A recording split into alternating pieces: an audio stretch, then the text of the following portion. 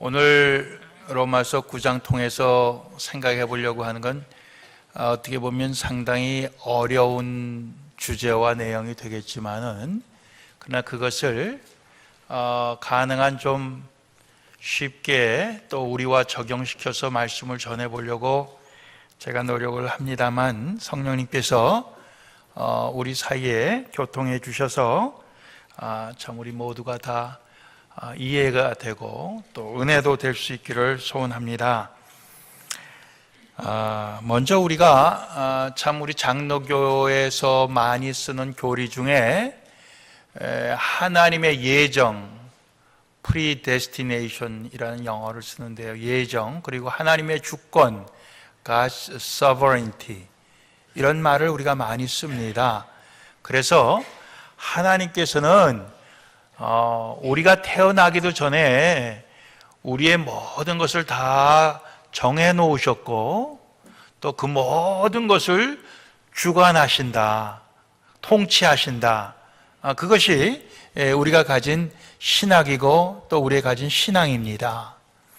오늘 로마서 9장에도 10절부터 우리가 오늘 읽었지만 그 앞에 7절로부터 9절까지 나오는 말씀의 내용은 이스마엘과 이삭에 대한 내용입니다. 그래서 이스마엘과 이삭이 둘 다 아브라함의 자식이지만은 하나는 하갈이라고 하는 여종에게서 난 자식이고 하나는 사라라고 하는 본부인에게서 났는데 하나님께서는 그 둘이 태어나기 전부터 벌써 사라를 통해서 난 자라야 내가 약속한 그 후손의 씨앗이 될 것이다, 이렇게 말씀을 하셨던 겁니다.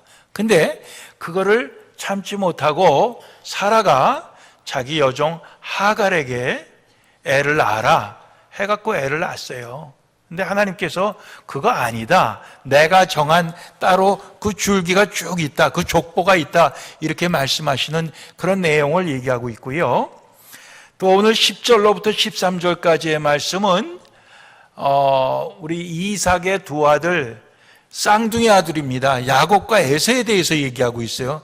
에서가 형임에도 불구하고 태어나기도 전에 그 어머니 리브가에게 하나님께서 뭐라고 말씀하셨냐 하면은 큰 자가 작은 자를 섬기리라, 이렇게 말씀하셨다는 거예요. 즉 형 에서가 동생 야곱을 오히려 섬기게 될 것이다, 이렇게 말씀하셨다는 거예요. 그리고 저 뒤에 말라기에 보면 하나님께서 야곱은 사랑하시고 에서는 미워하셨다, 이런 말씀이 나와요. 그러면서 그들이 이 세상에 태어나서 선과 악을 행하기도 전에 하나님께서 미리 그렇게 다 정해 놓으셨다는 겁니다. 우리 큰딸이 오래전 얘기입니다만 한 번은 성경을 보다가 왜 성경에는 이 큰아들보다 작은 아들을 갖다가 더 사랑하는 것처럼 이렇게 나옵니까? 이게 나는 큰 애인데 좀 억울한 것 같다, 이런 얘기를 하더라고요. 우리도 성경 보면서 그런 생각을 하죠. 그러나 큰 아들이 아니고 작은 아들이고 작은 딸이고 이런 사람들은 오히려 성경이 그것을 볼 때 흐뭇할 거예요. 야, 하나님께서 성경을 보니까 에서를 봐도 그렇고 또 뭐 루벤을 봐도 그렇고 큰 장자를 갖다가 택하지 아니하시고 그 작은 사람을 택하셨다. 에브라임과 므낫세 뭐 보더라도 그렇고, 야, 이거 기분 좋다, 이런 생각을 할 수가 있죠. 그런데 특별히 오늘날 이 이스마엘의 후예라고 하는 아랍 족속들과 또 이삭의 후예라고 하는 우리 유대인들 생각해 볼 때 그 사람들의 그 갈등이 보통 심한 게 아니에요. 이스마엘 쪽에서 볼 때는 상당히 억울한 거죠. 에서 쪽에서 볼 때도 상당히 억울한 거죠. 그래서 이런 불평이 생길 수 있어요. 하나님은 불의하시다, 하나님은 정의롭지 않으시다, 하나님은 공평하지 않으시다, 태어나기 전부터 정해놓으셨으니 내가 그것을 어떻게 할 수가 있느냐, 이런 얘기예요. 또 하나는 내가 혹 잘못하고 잘못될지라도 하나님께서 그 책임을 나에게 물으실 수가 없다. 나를 책망하실 수가 없다. 하나님이 미리 정하신 것에 대해서 그 뜻을 거역할 사람이 누가 있느냐? 하나님이 정해놓으셨으니 하나님 책임이다. 이렇게 이제 하나님께 항변을, 하나님께 이렇게 대항할 수 있다는 거죠. 그런데 그런 우리 인간의 어떤 그 반항심 내지는 그 불만에 대한 하나님의 해답이 오늘 바울을 통해서 우리에게 주어지는데, 오늘 14절과 20절 말씀이에요. 하나님께 불의가 있느냐? 하나님이 불의하시냐? 하나님이 정의롭지 못하시냐? 그럴 수 없느니라. Not at all. 천만에 하나님이 불의하실 수가 없다. 하나님은 불의하실 수가 없는 분이다. 이렇게 얘기하는 거예요. 20절 말씀엔 이 사람아, 내가 누구이기에 하나님을 힐문하느냐? 즉, 내가 도대체 누군데 하나님의 말씀에, 하나님의 뜻에 내가 반박하느냐, 토를 다느냐? 이렇게 답변을 하면서 거기에 대한 이해를 돕기 위해 세 가지의 예화를 여기 하고 있습니다. 첫 번째 예화는 모세와 바로를 비교해 놓고 있습니다. 15절 보면 모세에겐 이렇게 말씀하셨어요. 내가 긍휼히 여길 자를 긍휼히 여기고 불쌍히 여길 자를 불쌍히 여기리라. 이제 출애굽기 33장에 나오는 말씀인데요, 이건 바로 이스라엘 백성들에게 하나님께서 긍휼을, 자비를 베푸시는 그런 모습이에요. 그런가 하면 17절에는 바로에게 말씀하시는 내용이 나옵니다. 내가 이 일을 위하여 너를 세웠나니, 하나님께서 바로를 세웠다는 거예요. 애굽의 왕으로 세웠어요. 곧 너로 말미암아 내 능력을 보이고 내 이름이 온 땅에 전파되게 하려 함이로라 그랬습니다. 바로 왕이 얼마나 막강한 힘을 갖고 있었습니까? 그런데 모세가 나타나서 우리가 섬기는 여호와 하나님이 우리 백성을 놓으라고 그런다. 우리 백성을 놔주어라. 이럴 때 도대체 내가 섬기는 여호와가 누구이길래 어린 반푼 없는 소리 하지 마라. 안 내줬어요. 예. 바로를 그렇게 세워서 결국 하나님이 하시려고 하는 건 뭐냐? 하나님의 능력을 나타내고 하나님의 이름을 나타내려고 했다. 그런 말씀이에요. 그래서 결국은 바로가 이스라엘 백성을 놔주지 않고는 견딜 수 없게 되는 거죠. 예. 그게 하나님의 능력이고 하나님의 이름이에요. 근데 놔주고도 마지막까지 또 그것이 후회스러워서 군사를 보내갖고 그들을 다시 잡아오게 했다가 그들이 홍해 속에 다 거기에서 전멸당하는 거 아닙니까? 이게 이제 첫 번째 나오는 예화입니다. 그러면서 거기에 대한 결론을 18절에 이렇게 얘기하고 있어요. 그런즉 하나님께서 하고자 하시는 자를 긍휼히 여기시고 하고자 하시는 자를 강팍케 하시느니라. 하나님이 긍휼히 여기시기를 원하시는 자에게는 하나님이 긍휼을 베푸시고 하나님이 그 마음을 강팍, 즉 아주 완고하게 돌덩어리, 쇳덩어리처럼 그 마음이 고집스럽게 할 자는 하나님이 그렇게 원하시는 자는 그렇게 만든다 이거예요. 하나는 모세고 하나는 바로입니다. 하나는 이스라엘 민족이고 하나는 애굽 민족인 거예요. 무엇을 얘기합니까? 절대적으로 모든 주권이 하나님께 달렸다는 거예요. 모든 그 선택이 하나님께 달렸다는 것을 얘기하고 있는 것입니다. 하나님의 손에 달렸다.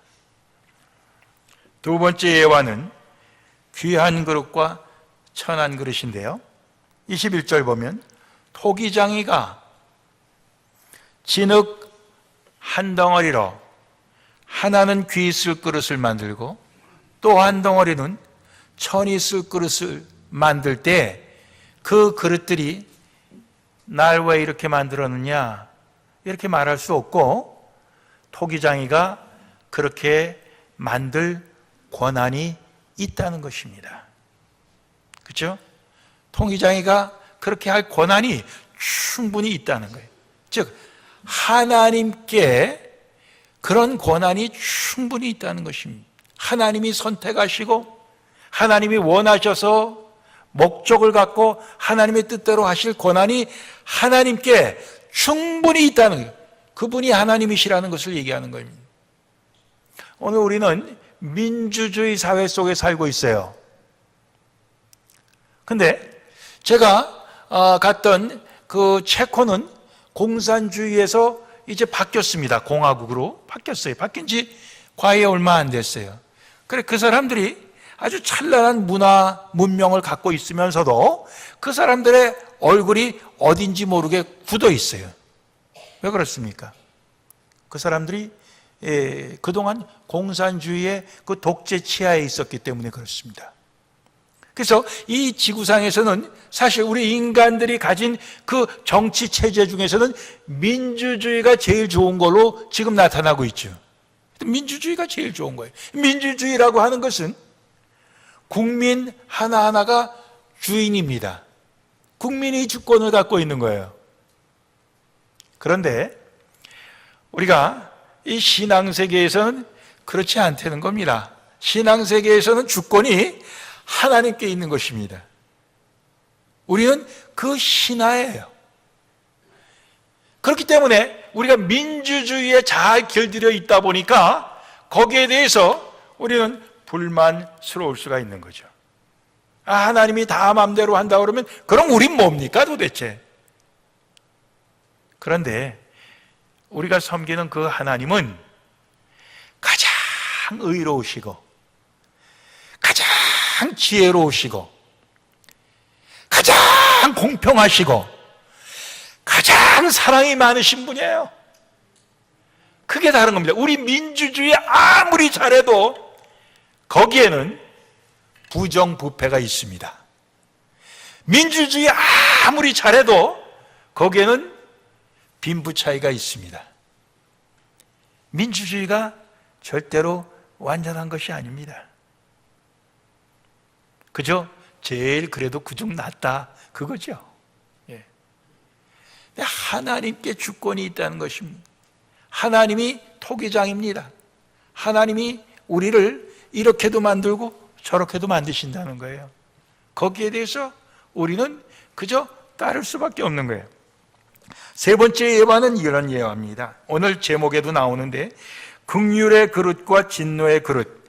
사실은 긍휼의 대상과 진노의 대상입니다. 22절 말씀에 만일 하나님이 그 진노를 보이시고 그 능력, 하나님의 능력을 알게 하고자 하사, 이 바로에게처럼 말이에요, 멸하기로 준비된 진노의 그릇을 오래 참으심으로 관용하시고, 이건 진노의 대상이에요. 바로처럼. 23절에는 긍휼의 대상입니다. 또한 영광받기로 예비하신 바 긍휼의 그릇에 대하여 그 영광의 부요함을 알게 하고자 하셨을지라도 무슨 말 하리요? 모세에게 긍휼을 베풀고 또 그에게 영광을 베풀어서, 우리가 예수님 변화산상에서 모세와 엘리야와 예수님이 세 분이 회의를 하는 그런 장면이 나오죠. 예. 모세가 그런 영광을 입은 자입니다. 근데 그 영광 받기로 예비하신 바 긍휼의 그릇에 대하여, 긍휼의 대상인 그 모세처럼 그런 사람에 대하여 그 영광의 부요함을 알게 하고자 하셨을지라도 무슨 말 하리요? 한쪽은 진노를 준비했고 한쪽은 긍휼과 영광을 준비했는데 이게 다 하나님께서 하시는 일인데 그렇게 했을지라도 거기에 대해서 우리가 할 말이 없다, 그런 얘기예요. 그런데 24절 오늘 본문 마지막 절에 보면 이 그릇은 우리니 곧 유대인 중에서뿐 아니라 이방인 중에서도 부르신 자니라. 이 그릇은 진노의 그릇이겠습니까? 긍휼의 그릇이겠습니까? 긍휼의 그릇이죠. 긍휼의 대상이에요. 이 긍휼의 대상은 우리인데 유대인 중에서도 또 이방인 중에서도 하나님께서 부르신 자니라. 긍휼의 대상으로 부르신 자들이니라. 이렇게 얘기하고 있습니다. 자, 그럼 우리 여기서 우리 한 가지 질문을 우리 스스로에게 물을 수가 있습니다. 나는 과연 하나님의 긍휼의 그릇으로 부름을 받아갖고 하나님의 그 긍휼 속에 있고 장차 영광의 부요하심에 우리가 이르게 될 것인가? 나는 그런 존재인가? 또 하나는 나는 하나님의 진노의 그릇으로 하나님이 지금 참고 그냥 진노, 언젠가는 하나님의 진노가 임할 테지만 지금은 하나님이 그저 참고 계시는 그런 가운데 내가 있는가? 어느 쪽이냐 이거예요. 적어도 오늘 주님 앞에 예배 드리려고 또 주님을 사랑하는 마음으로 주님의 은혜 받은 자로서 감사한 마음으로 이 자리에 참석한 모든 분들은 하나님의 긍휼의 부르심을 받은 자들이라 이렇게 생각합니다. 그러나 우리가 주님 앞에 나와서 이렇게 예배드리기를 간절히 우리가 원하지만은 나오지 아니하는 우리의 형제 자매들도 있을 것이고 우리의 부모도 있을 것이고 우리의 자식들도 있을 것 아닙니까? 그런 사람들에 대해서 하나님은 진노의 그릇으로 준비하고 있지만은 그러나 지금도 참고 계신다는 거예요. 하나님이 참고 계신다는 거예요. 하나님의 그 진노의 대상과 하나님의 그 긍휼의 대상에 증거가 있습니다. 그 증거가 뭐냐? 우선 하나님의 진노의 대상은 그 증거가 우린 바로에게서 볼 수가 있는 거예요. 바로에게서. 뭡니까? 자기의 힘을 믿고 교만하여서 자기의 고집을 꺾지 않는 것입니다. 강팍하다 이런 말을 성경에서 쓰고요. 그 강팍하다 하는 말이 그냥 영어성에서 hardened, 딱딱해져 있다 그런 뜻이에요. 회개하지 않는 것입니다. 예, 그게 증거예요. 여러분들 참이 회개할 기회를 하나님께서 주시는데 회개하지 않는 것, 이게 진노의 그릇으로 예비된 증거입니다. 여러분들 하나님께서 10가지 재앙을 내리실 때 그 10가지 재앙에 담긴 의미가 여러 가지가 있어요. 그 하나하나 개구리 쭉 나오는 게 그게 그 당시에 애굽 사람들이 섬기던 신이었다. 이제 그런 얘기도 해석도 나오고 여러 가지 나오지만은 그러나 또 다른 우리가 이제 오늘 말씀과 연관시켜서 해석해 볼 수 있는 것은 하나님께서 10번째 재앙인 장자 죽는 재앙, 맏아들 죽는 재앙으로 막바로 저희 바로와 애굽 민족을 심판하지 아니하시고 그 앞에 9개를 더해서 10개를 채우시는 그게 뭐냐? 회개할 기회를 주시는 거죠. 예, 그 고집을 꺾을 기회를 주시는 겁니다. 오늘 22절 말씀에 멸하기로 준비된 진노의 그릇을 오래 참으심으로 관용하시고 바로에게 한 번에 쳐도되는 것을 10번으로 기회를 주신 것이 오래 참으심으로 관용하시는 겁니다. 근데 오늘날도 마찬가지예요. 하나님께서는 오래 참으로 관용하십니다. 회개할 기회를 주시는 거예요. 그럼에도 불구하고 교만하여서 고집을 꺾지 아니하고 하나님께 무릎 꿇지 아니한 그런 사람들은 결국 진노의 그릇으로 준비되어 있는 거죠. 그렇죠? 그 증거입니다. 긍휼의 그릇으로 준비되어 있는 사람은 어떤 사람이냐? 오늘 16절 말씀에 그런즉 원하는 자로 말미암음도 아니요 다른 박질하는 자로 말미암음도 아니요 오직 긍휼히 여기시는 하나님으로 말미암음이니라 그랬습니다. 우리가 하나님의 긍휼을 입는 것은 우리의 원하는 거로 된 것도 아니고 우리의 노력해서 뭐 행위로 되는 것도 아니고 오직 우리가 아니라 긍휼히 여기시는 하나님으로 된 것이라 이렇게 얘기하고 있습니다. 그래서 우리가 긍휼을 입은 거예요.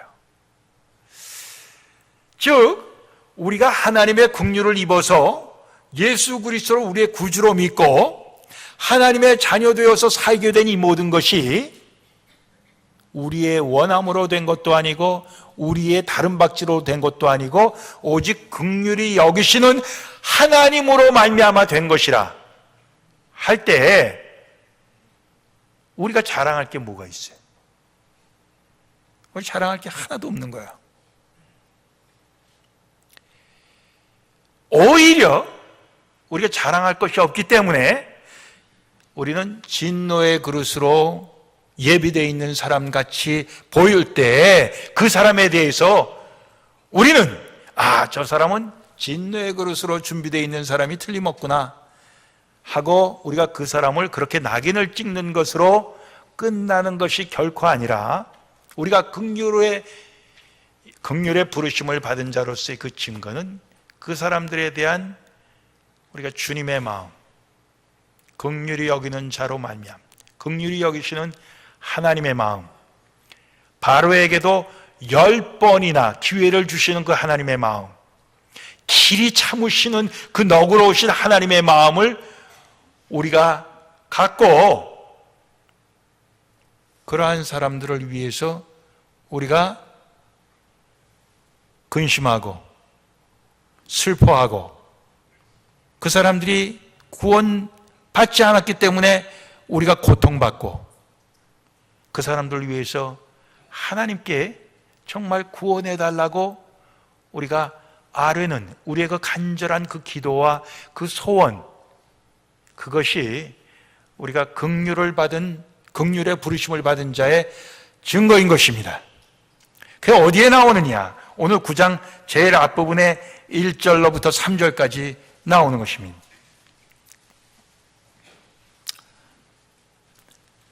9장 1절로부터 3절까지 제가 읽어드리겠습니다. 내가 그리스도 안에서 참말을 하고 거짓말을 아니하노라. 내게 큰 근심이 있는 것과 마음에 그치지 않는 고통이 있는 것을 내 양심이 성령 안에서 나로 더불어 증거하노니 나의 형제 곧 골육의 친척을 위하여 즉 내 동족을 위하여서 내 자신이 저주를 받아 그리스도에게서 끊어질지라도 원하는 바로라.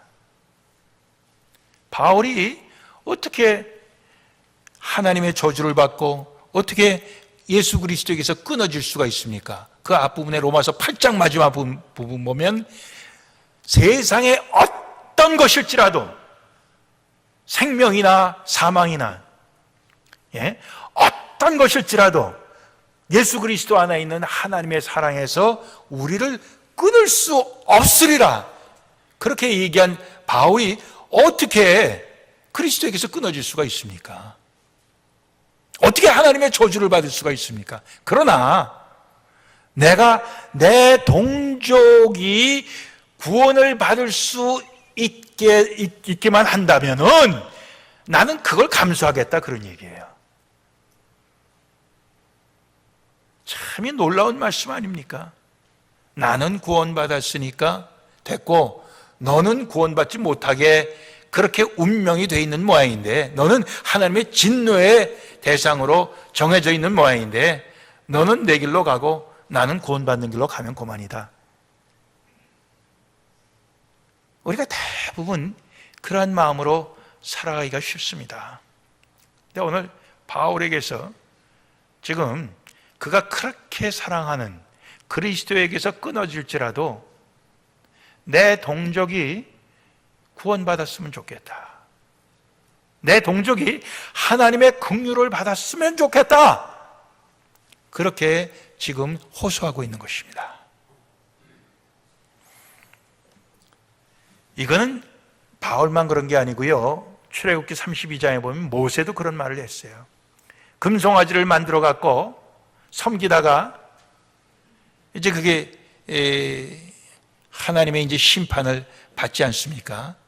그럴 때 하나님 앞에서 그는 자기 백성들을 위하여 이러한 기도를 올립니다. 슬프도소이다. 이 백성이 자기들을 위하여 금신을 만들어 싸우니 큰 죄를 범하였나이다. 그러나 합의하시면 이제 그들의 죄를 사하시옵소서. 그렇지 않사오면 원컨대 주의 기록하신 책에서 내 이름을 지워버려 주옵소서. 주님이 기록하신 책, 생명책, 구원받은 자의 이름이 적혀있는 그 책에서 내 이름을 지워버려 주시옵소서. 내 백성 용서하고 살려주시고, 이렇게 얘기하는 거예요. 주님 앞에. 긍휼을 받은 자의 마음은 주님의 마음이고, 긍휼을 받은 자의 소원은 바로 주님의 소원이다. 이런 생각입니다. 우리가 저 사람은 하나님이 구원받지 않기로 정해 놓은 사람인 모양이다. 그렇게 하고 포기하면 얼마나 우리 마음이 편합니까? 그러나 그 사람이 정말 나의 가까운 한 가족이 아닐지라도 하나님의 긍휼을 받아서 지금이라도 그 고집을 꺾고 지금이라도 하나님의 그 긍휼의 부르심을 받았으면 좋겠다 하는 그 간절한 소원이 우리 가운데 있다고 한다면, 그것이 바로 우리가 하나님의 긍휼을 받은 자의 올바른 마음가짐이고 올바른 자세고 그 긍휼을 받은 자의 증거라. 오늘 말씀은 우리에게 그것을 가르쳐주고 있습니다.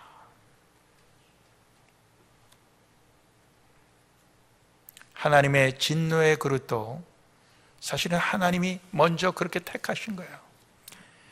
그 사람이 이렇게 잘못하고 저렇게 잘못하고 후에 살면서 여러 가지를 얘기할 수 있지만은, 그러나 그 이전에 하나님이 택하신 거예요.